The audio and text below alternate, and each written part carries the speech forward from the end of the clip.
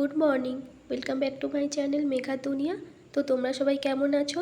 আশা করি ভালো আছো, সুস্থ আছো। আমিও ভালো আছি। তো আজকের ব্লগটা একদম সকালবেলা থেকে শুরু করলাম। একদম সকালবেলা আমি লাইট জেলে দেখো চা বানাচ্ছি। আর চাটা বানাচ্ছি, আজকে সবাই চলে যাবে, বোন ননদরা সবাই চলে যাবে। তো সকালবেলা কেউ কিছু খেতে চাইছিল না।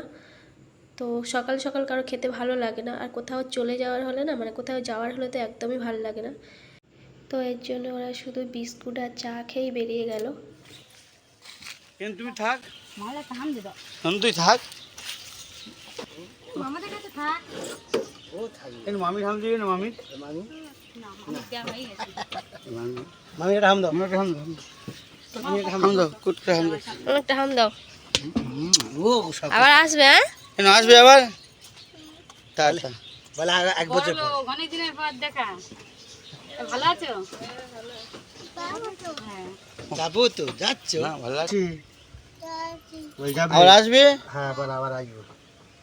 বল তোমরা আবার এসো। গাড়ি কাজ করেছি সেই দিয়ে এখানে আবার আবার আবার বলবি তো। আবার টাটা আরেকবার টাটা আরেকবার দেখি, আরেকবার টাটা করো, আরেকবার টাটা করো। ওই হাতে টাটা টাটা টাটা। বলবে না, যে বলবে না, যে বলা সে ঠিক বলবে। নাকে তো সিং মেরে।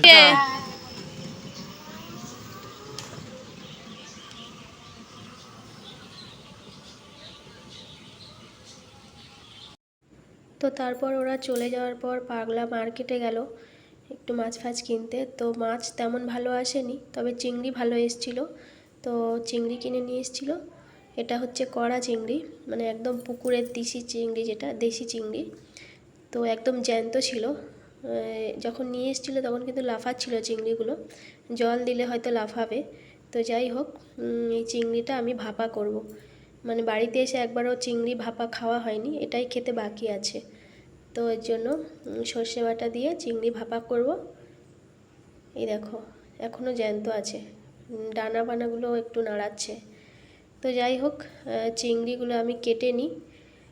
সকালে কিন্তু রোদ্দুর উঠেছিল, আর আবার আকাশটা মেঘলা মেঘলা করছে, হয়তো বৃষ্টি হলেও হতে পারে। তো জানি না, বৃষ্টি হলে তো একদম ভালো লাগে না। তো সকালে তো বেশ ভালোই ঝলমলে রোদ্দুর উঠেছিল, তোমাদেরকে দেখিয়েওছি। তো চলো চিংড়িগুলো কেটে নিই ভালো করে। চিংড়ি খেতে দারুণ লাগে, আমার খুব ভালো লাগে চিংড়ি খেতে। মাছও ভালো লাগে, কিন্তু চিংড়িটা খুব খুব খুব ভালোবাসি খেতে। চিংড়িটা গুজরাতে অতটা পাই না, যখন পাই ওই নদীর চিংড়িটাই পাই, কিন্তু এই দেশি চিংড়ি তো আর পাওয়া যায় না। তো এই দেশি চিংড়ি একদম টাটকা চিংড়ি ভাপা খেতে দারুণ লাগবে বলো। আর এই খোসাগুলো ছাড়াচ্ছিলাম, খোসাগুলো এত শক্ত, মানে ছাড়াতে অনেক টাইম লাগবে। তো চলো ছাড়িয়ে নিই।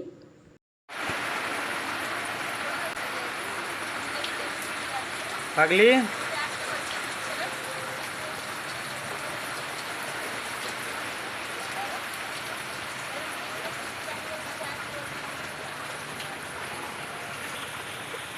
এ পাগলি, বৃষ্টি বলছে ভিজছো কেন? তুমি পরে চিংড়ি কাটতে উঠে এসো। ভিজে ভিজে কাটতে হবে না, দেখলাম কাটতে দেখো ভিজে ভিজে চিংড়ি। শুনছে না এটা কথা বললে, উঠবে না এখন? তা ঠিক আছে, তাহলে একেবারে চিংড়ির চান করে নেবে তাহলে। ভিজে গেছে, পুরো ভিজে গেছে দেখো। ভিজতে ভালো লাগছে।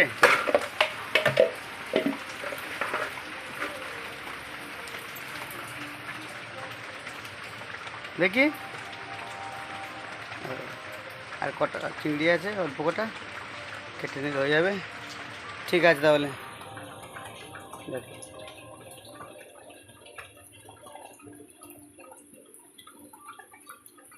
পাগলা তো এখানে দেখো চিংড়ি টিংড়ি কেটে আমি একদম সর্ষে বাটা দিয়ে রেডি করে, আর লাস্টে কাঁচা সর্ষের তেল দিয়ে দিলাম। ব্যাস ভাপা হয়ে গেছে। আমি আর অন্য কিছু শেয়ার করলাম না, শুধু ভাপা চিংড়িটাই তোমাদের সাথে শেয়ার করলাম।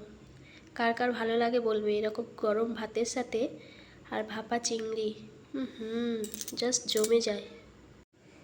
তো সন্ধেবেলা আমরা একটু মিষ্টি খাচ্ছিলাম, মিষ্টি মুখ করছিলাম। এখানে ছিল ল্যাংচা। তো আজকে আমার শাশুড়ি এসছে, আর এখানে ছিল আম আর কলা, এটা প্রসাদ ছিল যদিও। আর এখানে ল্যাংচাটা খাচ্ছিলাম।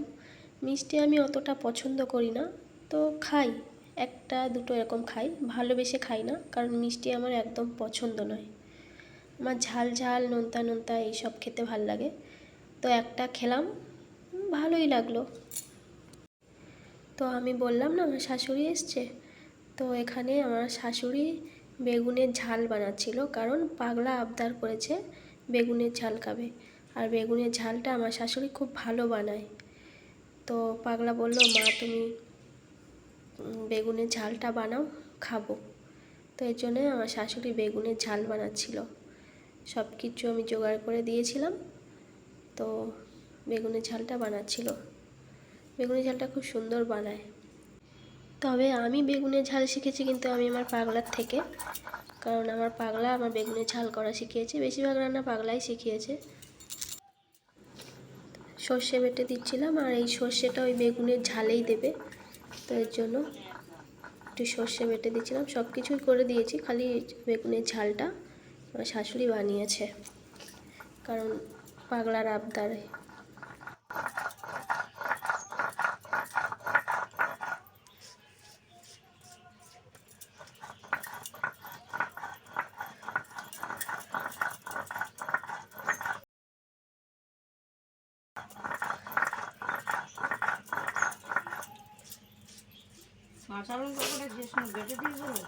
না না, চাঙাতে দেবো।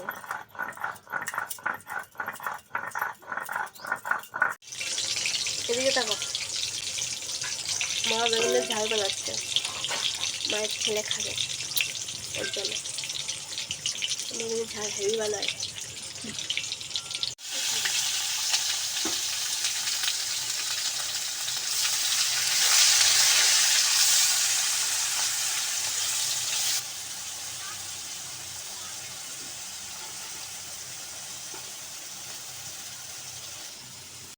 তো দেখো বেগুনগুলো ভেজে এরকম তুলে নিয়েছে, খুব ভালো করে বেগুনগুলো ভেজে নিয়েছে ছাঁকা তেলে, নিয়ে তারপরে ওদিকে মশলাটা কষাচ্ছে।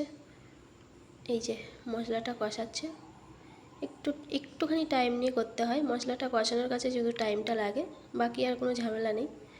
তো দেখো রান্নাটা মোটামুটি হয়ে গেছে, একদমই হয়ে গেছে রান্নাটা। তো আমরা এবারে ডিনার করে নেব। তো ব্লগটা আমি আর বড় করব না, এখানেই এন্ড করে দিচ্ছি। সবাই ভালো থেকো, নেক্সট একটা ভিডিওর সাথে খুব তাড়াতাড়ি দেখা হবে। টাটা।